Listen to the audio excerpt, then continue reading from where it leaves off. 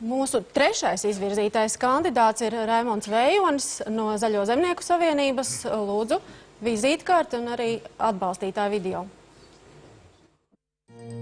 Raimonds Vējonis – pēckara Latvijas vēsturē vispieredzējušākais vides ministrs, taču šobrīd vada aizsardzības ministriju. 49 gadi, dzimis Pleskavas apgabalā Krievijā, kur tēvs bijis iesaukts padomju armijām. Izglītojies Latvijas Valsts universitātē, pēc profesijas biologs, bioloģijas un ķīmijas skolotājs.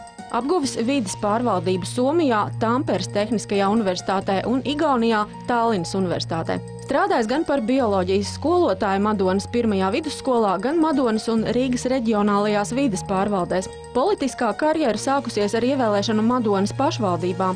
Saistījies ar Zaļo un Zemnieku savienību, kur vēlāk ieņēmis vadošus amatus. Bijis Skultas ostas valdē, arī valsts pārstāvis Sijā Getliņa Eko. 2002. gadā ZZS virzīts kļuvis par vides ministru. Amatā darbojies gan Repšas, gan Emša, gan Kalvīša, gan Godmaņa, gan arī Dombrovska valdībās. Vairāk kārt kandidējis un ievēlēts Saeimā, taču par Vējoņa darbību Eiropas mērogā vēlētāji acīm redzot ir šaubījušies, jo Eiropas parlamenta vēlēšanās Vējonis ievēlēšanai nepieciešamo atbalstu nesaņēma.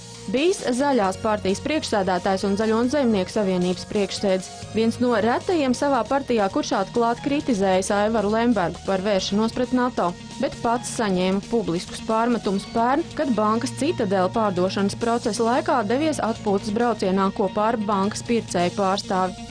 Finanšu stāvoklis. Pieder vērtspapīri un naudas uzkrājumi vairāk nekā 110 000 eiro vērtībā. Precējies, ir 2 bērni, dzīvesbiedre Iveta Vējone pat laban ir mājasaimniece. Dzīvo Ogrē. Ir cerība, ka šāds prezidents virzīs Latviju uz zaļākās valsts pasaulē status. Otra lieta, es redzu šobrīd, kā aizsardzības ministrs ir ļoti stabils ar stāju un ļoti vīrišķīgs.